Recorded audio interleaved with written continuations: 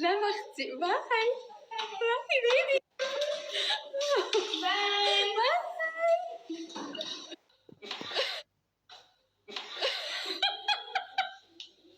سلام اختي. باي باي باي.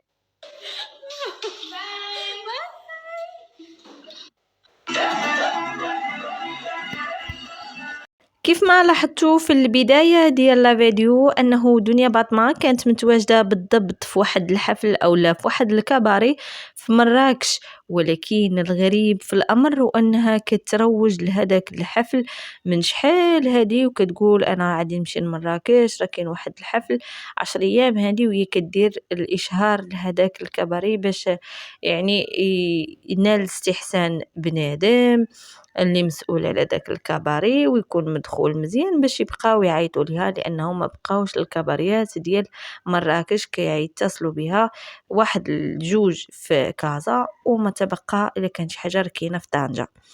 مهم من يوم جينا كنهضروا على هاد الانتقادات اللي جاو دنيا باطمة على الطريقه باش ولات كتنزل لي فيديو على الصفحه ديالها بالانستغرام، كلشي كيلبس مزير، كلشي كيلبس يتعرى. المستوى ديال الكباريات من طبيعه الحال ماشي المستوى ديال الفنانه صف اول او لا مطربه المغرب العربي او لا الصوت اللي كيزعزع الاصوات الفنيه وكيقول شي نهار غادي نحيدو من الساحه الفنيه كاينه دنيا باطمه. هادشي كنهضروا عليه ملي كانت دنيا باطمة قبل إلا تدخل في حساب حمزة مون بيبي وتبدا طيح المستوى ديالها الرديء. اليوم بينات واحد المستوى نيت ماشي غير رديء، الطريقة باش كتهضر والطريقة باش كتمشي كتقول لهم شوفوا هاديك ديالي راه سر سعادتي وسر خدمتي في المغرب وسر جمالي. ما بقاتش كتقول لهم انا نزلت اغنيه راه هي اللي عادي تخلي ليا واحد البصمه في الوسط الفني، وانما كتقول لهم الكونط بانكير ديالي هو اللي عادي ينفعني، خاصني ندخل عمر ولا ندخل ميمي. كيف ما قالت لواحد المتتبعه على صفحتها بالانستغرام، قالت لها انا ما تهمنيش انني ننزل هادشي قديم بطبيعه الحال اللي كنقول لكم ماشي جديد.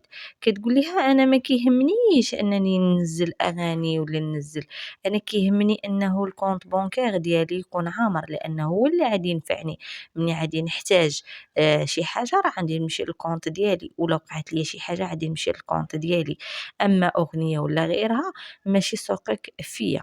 وبالنسبه لكميه التعاليق اللي جاوها في هذا الحفل هذا اللي كان واحد الحفل مليء بسكيريا ومليء وحده قالت لها فحال الدري فاش كيجرب لي كوش عامر ديال لي بيبي. وغادي نبدا لكم من الاول واحد الكميه تعليق اللي كتيره نزلات عند لي فان ديالها اللي كيهجموا عليهم المتتبعين ديال دنيا باطمه سابقا، واللي كاين اللي ما متتبعش غير كوجهات نظره. وحده قالت لها ماشي بونج هذا كولاجين، شكون باقي تيدير البونج مالها مخصوصه راه عندها فلوس تقدر تصاوبها حتى 40 مليون، انا نكون في بلاصتها راه مستحيل ندير بونج. تاني شي هي حره نفسها دير بونج دير مخده، كل واحد حر في حياته، لانه كيشوفوا صراحه الصور ديالها مره تصويره عندها مؤخ كبيره، مره مؤخره صغيرة، ومرة كتبان غليظة ومرة كتبان رقيقة. انا كنقول حتى الفلتر كيلعب الدور ديالو في التصوير. وحده قالت ليها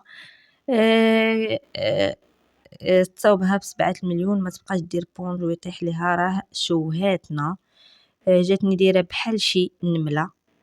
في المغرب كيكبروا عقولهم ونحن نكبر مؤخرتنا. لا اختي ماشي في المغرب ومتبقيش تعمي هادي اللي فراسها هاد الفكره، وبطبيعه الحال كاينين شبيهاتها ولكن ماشي كاع المغربيات عقلهم في هاديك. بحال الدري اللي كيدير لي كوش كلها مصنعه. كنكره هاد اللباس اويلي باهم كيشوف فيهم هكا الله يستر. مسكينه ما بقى عندها ما يدار صافي خرجات على راسها بمعنى الكلمه، مات ليها الحوت الان روتيني اليومي. ومالكي على حالتك مسكينه فرحانه بمسعوده ما متيقاش راسها. اقسم بالله لهادو راه تعليق عند فان ديالها. كنقرا لكم تعليق مور تعليق ولا كان شي تعليق مزيان حتى هو نقرا لكم. كل مره هردوسيه في شكل او ماي جاد بونج علامات البصمه. الناس فرحوا بقرايتهم وبالانجازات ديالهم بالعلم ديالهم، وهذه فرحانه بتر عامره خر. الله يستر. كانت توضرات ليا واحد الرزمه في الحمام، تقدر تكون مخبياها هي. البونج مكور.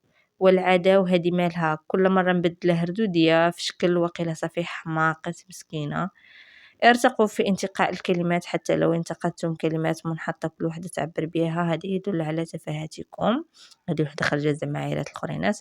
البونج أكبر من اللي هي مولفة تلبسيها باينة مزيان، هذاك اللي اخترع الفلتر خاصو يعطوه المؤبد كيخلي المعزة غزال، ولو أن دنيا لا غزال ولا كريك ولا كريدان. اش هاد المنكر؟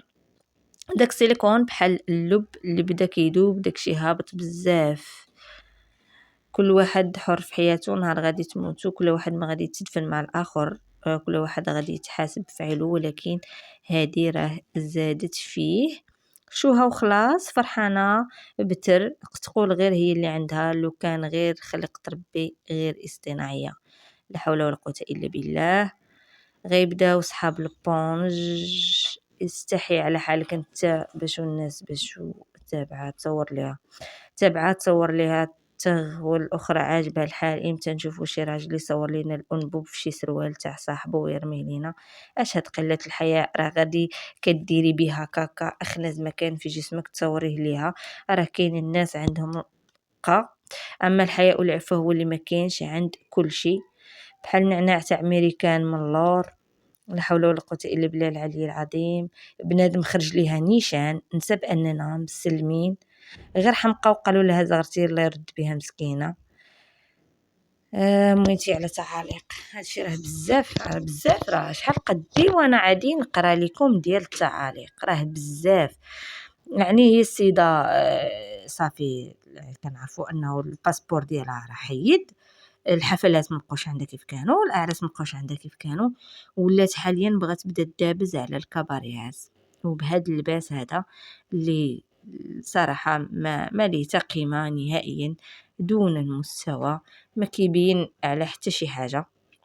هي كنا لبسات مثلا لبسات هذاك الكسوة ديالها ولا اللي خلاوه فهما لا غوب وتمشي تغني واخا، ولكن هي ولات باقا عند الميكاب ولا باقا في الابارتمون ولا في لوطيل ولا فين كاينه، وكتبدا تصور لينا شوفوها قداش كتمغادة من اللور وكتقول لنا شوفوها. والغريب في الامر انه هذه مازال بنت، راه كان كيصورها صويليحه كان كيصورك كيقول لها كوزي هكا ولا تعوجي هكا ولا خرجي هكا وانا عادي نصورك. يعني تصوروا الناس فين وصلت ليها القيمه ديال الانحطاط. هذاك اللوبيه حتى هو اللي كنشوفوه هاد الايام راه راجع، مازال عادي نهضر عليه في موضوع كنشوفوه راه راجع معاهم بعد ما كان صافي يعني مشى في حاله وما بقاوش.